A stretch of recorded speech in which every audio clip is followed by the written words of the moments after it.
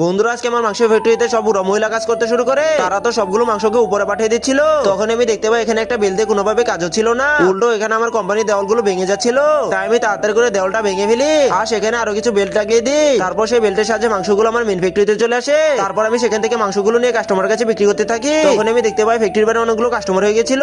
তাই আমি কিছু টাকা খরচ করে একজন লেবার বার করে নিয়ে আসি। তখন আমি দেখতে পাই ফ্যাক্টরিতে অনেক মাংস আসার কারণে মাংসগুলোকে রাখার মতো কোনো জায়গা ছিল না। তাই আমি কিছু টাকা খরচ করে জায়গাটা একটু বড় করে ফেলি। তারপর আমি কিছু টাকা খরচ করে আরো কিছু লেবার বার করে নিয়ে আসি। তারপর আমি আর আমার লেবার মিলে সবগুলো মাংসকে বিক্রি করতে থাকি। আরে বন্ধুরা, মাংসগুলো বিক্রি করে তো আমি রাতারাতি কোটিপতি হয়ে যাবো। কিন্তু তবে সুন্দর ছবিটার জন্য ভিডিওতে লাইক সাবস্ক্রাইব করো না।